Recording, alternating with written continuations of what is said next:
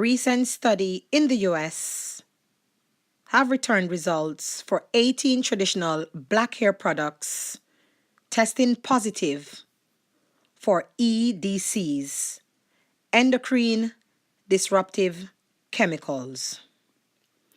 Endocrine disruptive chemicals are chemicals that interfere with endocrine or hormones. EDCs are mostly man-made and are found in various materials such as pesticides, metals, additives or contaminants in food and personal care products. This study, however, shows how hair products, 18 in particular, used mainly by black women, and I'll include the men too, used mainly by black people, have come up positive for these harmful chemicals, which can be disruptive and have been linked to cancerous tumors, birth defects, altered reproductive functions in both males and females, abnormal growth pattern, and neurodevelopmental delays in children, as well as changes in immune functions. So this study here, people, it actually tells you that 18 hair products that were placed under the microscope, and every single one of them have tested positive for endocrine disruptive chemicals, chemicals that messes with your hormone and are known to be linked with cancers and are known to be linked with birth defects, reproductive problems, abnormality in growth of children, as well as changes in the immune system. So I want you to listen very carefully to this news report. Pay special attention, as it is stated here in this news report that some of the chemicals, the EDCs, found in these chemicals, the products are actually banned in Europe. However, they're still on the shelves in the United States. So I want you now to listen to this news report. A new study out of the US suggests the pursuit of perfect hair could actually be impacting our health. Researchers looked at 18 hair products sold in the US and traditionally used by black women, like hair relaxers, hot oil treatments, anti-frizz or leave-in conditioners.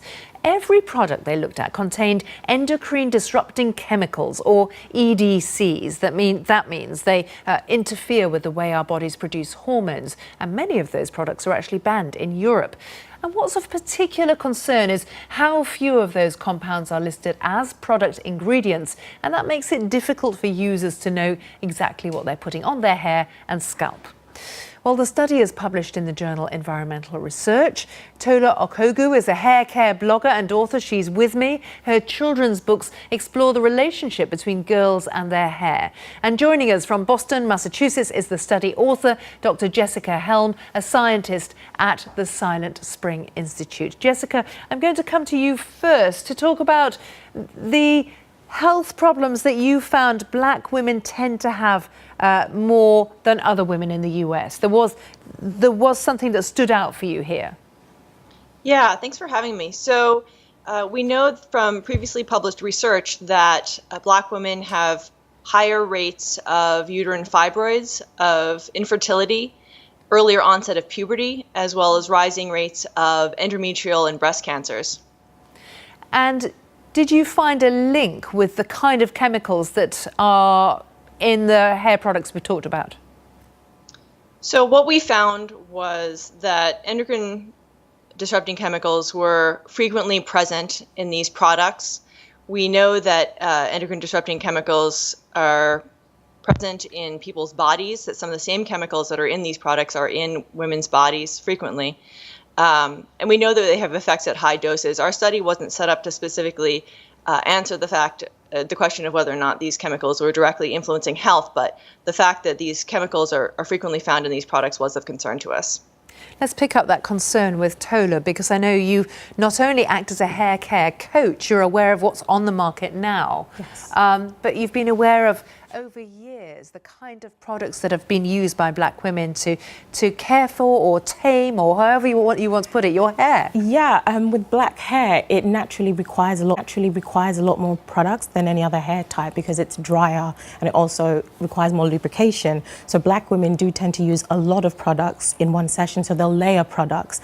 And historically, the products that we buy, I've been aware for a while that the ingredients are on the cheaper end, and the brands, it does appear to be quite low quality products, and most of the products are bought in hair shops in areas where the demographic is majoritively black. And a lot of products traditionally have come in from the States. Yes, they have. Historically, I mean, I've been using hair products obviously for a long time, and when I was young, my mother used to relax my hair with little relaxer box kits that were directly imported from the US. So historically, most of our products do come from the US. And often the ingredients aren't fully listed, so it's hard to know what you're dealing with when you buy these products. That's right. Yeah, we actually found that the majority of the chemicals that we detected weren't listed on the ingredient label. We did find that parabens tended to be better labeled, but they were by no means always labeled. Fragrance chemicals tended to be labeled with the word fragrance, but the actual ingredients within those fragrances were not listed on the label. Do you think, Jessica, that black women who use these products that are directed at them as a market should be worried about their health because of this? Yeah, that's a good question. From a precautionary approach, I think it makes sense to reduce exposures to products that have chemicals that may cause harm, and where there are opportunities to reduce that exposure, I think it makes sense to do that. Tola, what do you think about that? I agree completely. A few years ago, when I became more ingredient conscious in terms of the products that I use, and I kind of picked my products looking at the ingredients list, and I've become more familiar with some of the chemical names, I have moved to more organic products, and there are more products in the marketplace. There are a lot more UK manufacturers, and as the trend has moved towards more natural hair, so have the products. So women are being more conscious about what is in the products they're using on their hair and skin, and they're being more careful and picking products that are either more organic or have less cosmeceutical. You've heard the findings of the study, and the findings are actually published in the journal Environmental Research. I would like you now to go ahead in the comment section and let me know if you still embrace hair relaxers, if you still relax your hair, if you still chemically treat your hair, if you still use these hair products, or now that you've heard, will you still be using these hair products, or will you be taking on a different perspective as to finding out what you're actually putting in your hair, putting more research, gaining some more knowledge into what you're actually putting onto your hair? Or will you continue to use hair relaxers? Or have you become enlightened? Have you been using your own natural hair products that you actually make yourself? Or have you been using natural oils? I'd love to hear from you. With that being said, I leave you now. Until next time, I'm out. Real Empress Yuda.